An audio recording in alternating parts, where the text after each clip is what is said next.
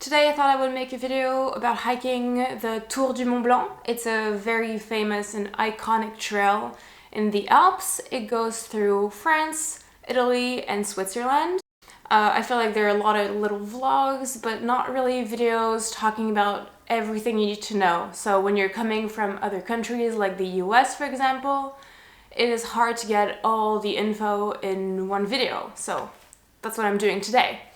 I hiked it last summer, so summer 2021. It's 170k long and the elevation gain is 10k and loss is 10k also. It's about 110 miles. People usually hike it counterclockwise, so they start in France. The popular start spot is Les Ouches. I started from Chamonix, and I think a lot of people do that because it's easier if you come from another country or another city in Europe, because you would arrive with the train. You could also arrive in Les Ouches with the train though, but I think Chamonix is a nice place to start. Most people hike it in 10 to 14 days. I think the average is 11 days. I think I hiked it in 8 days, so the best time of the year to hike it. You can only hike this trail from mid-June to September. Before that, you will have a lot of snow, and after that, you will have some snow too. I hiked it at the end of June and beginning of July, last week of June or something like that, and there was still a lot of snow. It was a very high snow year, so keep that in mind, but you will have less people. So one of the downsides of this trail is that it is so iconic that it is very crowded. If you hike it in mid-July to mid-August, you will see a lot of people, which can be nice, but it's very crowded. If you go in August or mid-July, there will be a lot of summer thunderstorms, and those are no joke. I chose to camp. There are rules in those countries that you have to keep in mind. So in France, you can wild camp anywhere, pretty much. You're not allowed to stay for 2 nights and you have to pitch your tent. I think it's after 7, I'm pretty sure it's 7 p.m., but check that. But then in Italy, you are not allowed to camp below, I think it's 2,500 meters. Which the trail doesn't really go over 2,500 meters, or if it does, you don't want to sleep there because there would be a lot of wind. And then in Switzerland, you are not allowed to wild camp at all, and some people still do it, I guess, but some people will tell the cops, and the cops might come wake you up at 2 a.m. to tell you to move, and not always, but sometimes they give you fines, and they're expensive fines, so that sucks. I don't really understand why you're not allowed to camp. I mean, if you respect the leave no trace rules, you should be able to, but those are the rules. So in Italy, you will have to stay in campgrounds, and it's Switzerland as well, which is a little bit annoying because you will either have to hike really big days or really short ones. You can also sleep in refuge. So if you hike in July or in August, you should make reservations because you won't have a spot to sleep. Refuge are nice. Please stop to have a coffee there or a little lunch or something if you're not sleeping at the refuge, because it's nice. It's a nice tradition. Really nice to encourage the people who are working there. It's not an easy job, and they're usually very nice. Pros and cons of hiking the Tour du Mont Blanc. So pros. It's an iconic trail. I mean, it's just so beautiful. It's really hard to find other trails that are this beautiful. The people, you meet a lot of people from everywhere in Europe or everywhere in the world, and it's a lot of fun to chat with, and to meet a lot of people. And you meet shepherds and the people who work in the refuge and the beautiful houses that are so old. It's really fun for that.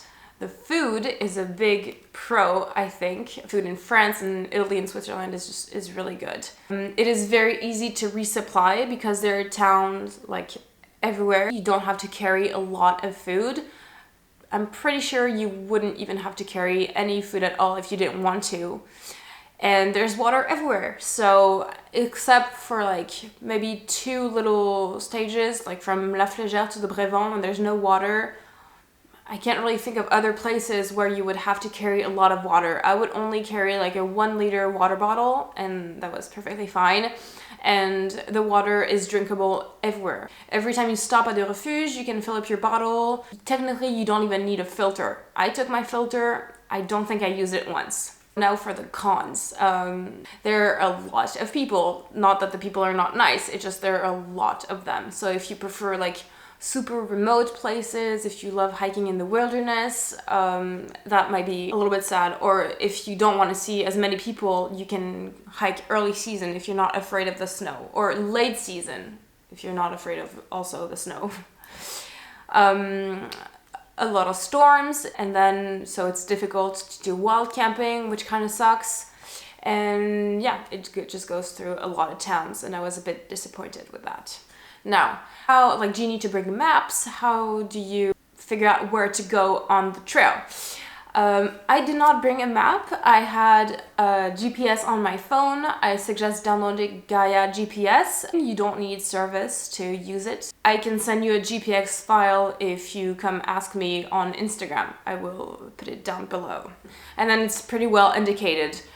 There are a lot of trails, so maybe check on your GPS every like half an hour or so. Just make sure you're on the right trail. There are like 4 famous alternates, I think. The first one, if you start from Les Ouches or Chamonix, would be Col des Fours, and then another very famous one that is really nice is La Fenêtre d'Arpette. Unfortunately, I was not able to hike those because there was still so much snow. So I would suggest being like super careful with the weather. Those are very high altitude places and they can be a little bit dangerous. Somebody actually got lost when I was hiking the trail last year, and it sucks. And somebody died on the Fenêtre d'Arpette, and that's just devastating. So just be careful of the weather, but I heard that those are really nice alternates. I just cannot help you and give you advice for those. So the stages that I did were from Chamonix to Les Ouches, and then first night I slept in Les Contamines in a campground there. There's one campground. It's nice. You can shower, you can plug your phones in. You can also resupply in Les Contamines, but I took enough food to not have to resupply before Courmayeur, actually, like, I think. And the next day, I slept in Chapieux, and that was free. There was a free campground there. It was a decent place in a cute little town. People there are super nice. So that's the second night. Third night, I slept in Courmayeur, Aiguille Noire campground. You cannot find, well, last year you could not find that campground on Google Maps. If you want more info, you can always message me. Then the next day, so still in Italy, I slept in a little B&B in Arnova, something, forget the name.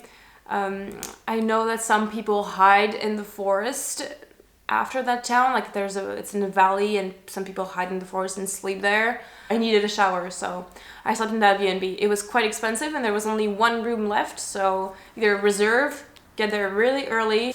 Then the next day I slept in La Foulie, also a campground. The day after that, Champais. And then the day after that, Trient. Those are in Switzerland. And then the last day, so you can sleep, Wild Camp in France and around Lac des Chèzeries. If you can, maybe combine the stages La Foulie, Champais, Trient. I remember those being really short days, but then the weather was so bad that it didn't matter so much. A little tip for when you're hiking and you meet locals. People always say, so if you're in France, bonjour. You should say bonjour to everyone you walk by in France. And it's a lot of people. You say bonjour all day long. And then you say ciao or buongiorno if you're in Italy. And bonjour in Switzerland. Okay. For the gear that you should bring, keep in mind that it's really hot during the day. It's like 25 to 30 degrees and the sun is aggressive. So please wear sunscreen. I wore sunscreen and I still got burnt to crisp. But then at night, in the nighttime, it gets quite cold from like 5 to 10 degrees Celsius. So bring a warm sleeping bag. Like, don't think because it's summer you can just have a very thin sleeping bag. You will be cold. And then for what to wear, I had a t-shirt, this mid-layer that I also wore as a sleep shirt, so either a mid-layer or a base layer, a puffy, a rain jacket, and trail runners. The path is very well maintained, so you don't need those big boots. It is so much easier to hike in trail runners. You don't need the big bulky leather boots. No.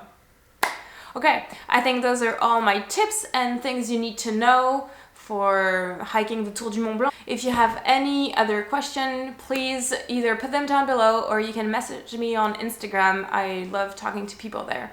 I post a lot of stories there and like a lot of pictures, and also if you scroll back there will be a little tiny summary of every single day on the Tour du Mont Blanc, and in my stories also if you want to watch like a little vlog of the Tour du Mont Blanc. I hope you enjoyed this and I hope it helped, and I will see you soon.